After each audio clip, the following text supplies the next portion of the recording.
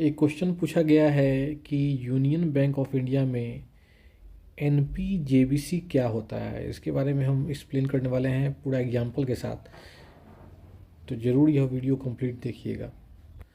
सबसे पहले समझिए कि एनपीजेबीसी होता है, इसका फुल फॉर्म क्या होता है। इसका मतलब होता है non personalise job batch code.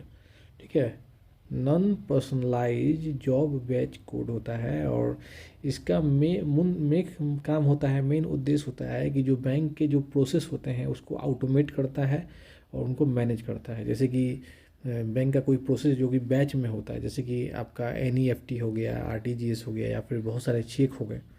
ठीक है, तो अगर जो भी प्रोसेस बैच में किया जाता है उस काम को करने के लिए एक कोड असाइन किया जाता है, उस कोड को ही कहा जाता है एनपीजेबीसी कोड। समझे, ये एनईएफटी में हो जाएगा इसका उपयोग, या फिर आपका आरटीजीएस में, या फिर एक साथ बहुत सारे चेक को क्लियर करना है, क्लियरिंग करना है, उसमें काम आता है। अब एक एग्जांपल के साथ समझिए। मान लीजिए कि bank union bank of India में आपने 10 गो चेक दिया है क्लियर होने के लिए। ठीक है, तो 10 चेक को अलग अलग अगर प्रोसेसिंग किया जाए तो उसमें भी ज़्यादा समय लगेगा।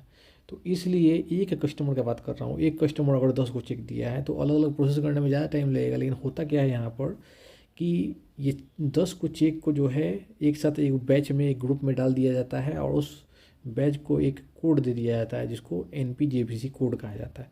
फिर उसको प्रोसेसिंग कर दिया जाता है। अब उस बैच में जितना भी प्रोसेसिंग हुआ उसको आसानी से ऑटोमेट और मैनेज किया जा सकता है और ट्रैक भी किया जा सकता है।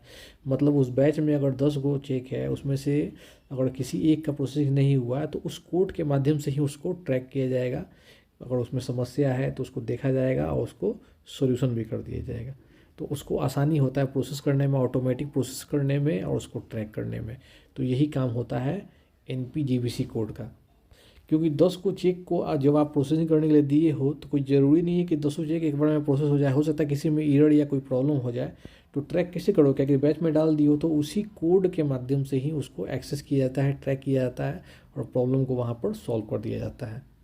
अब ऐसा करने से क्या होता है, एक एक चेक को आप अगर क्लियर करोगे तो बहुत समय लगेगा, लेकिन यहाँ पर बैच में कर दिया तो एक ही बार प्रोसेसिंग हो गया।